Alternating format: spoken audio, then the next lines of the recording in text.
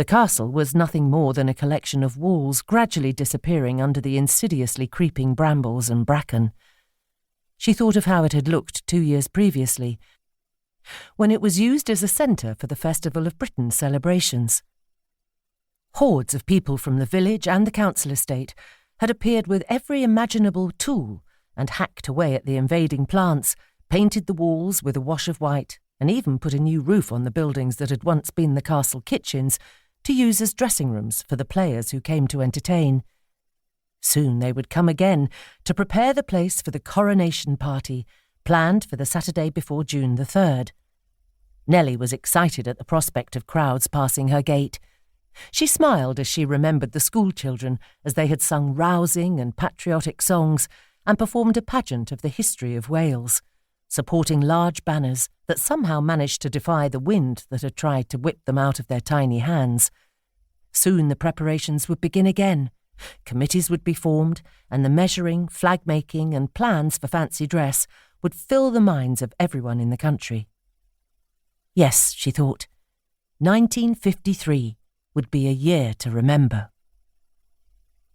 She sat on a low wall and watched as the 2 dogs sniffed and followed trails between the wet bracken and the rocks, along animal paths that told them exciting things they were unable to share with her.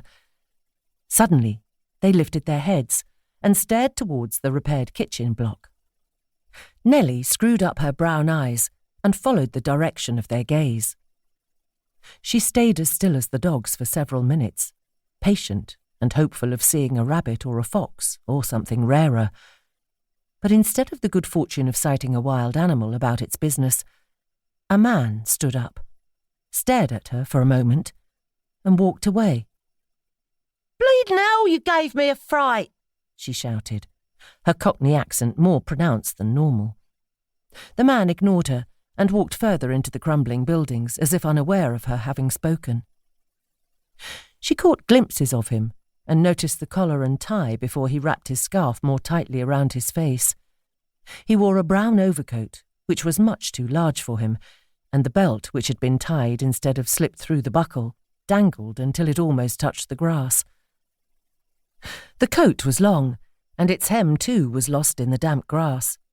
A brown trilby sat at an angle on his reddish-brown hair. "Here, you lost something? Got a cup of tea back in the house if you want one," she coached. The man raised his left hand in salute, but did not turn or even change his steady pace in acknowledgement. "The village is the other way. Where are you heading?" She was standing now and shouting loudly. The dogs, who had been growling low and threateningly, began to bark, but they did not leave Nelly to follow the mysterious man, but moved closer to her in a protective way. Nelly shrugged and called the dogs. "Come on, boys, it's time for some grub. Then it's off to Mrs. French." Monica French picked up the clock on her dressing table to dust it. This was one room she preferred to attend to herself. Nelly was careful and rarely broke anything, but Mrs. French hated to see Nelly's dirt-grained hands touching her special things. She took note of the time. 10 minutes to 9. Nelly would be here soon. She tensed with the expectation of the shouted proclamation from the kitchen door. Nelly could never wait until she came inside before telling her she had arrived. Mrs. French wondered, not for the first time, why Nelly's London accent was as strong as when she had arrived in the village 13 years before. In spite of her briefly felt disapproval, Monica French smiled. Nelly was not like the servants she had before the war had changed everything, but she was a good worker, happy to have around, even if she was rather loud. Replacing the clock with its broderie anglaise face, she picked up the photograph of her daughter, Rosemary. The photograph had been taken in black and white, but an artist had added colour to show the beautiful auburn hair and rosy cheeks of the child. The eyes were brown, and Rosemary was smiling happily. Mrs. French sighed. Rosemary had grown up so quickly, and now lived far away from her in Cardiff.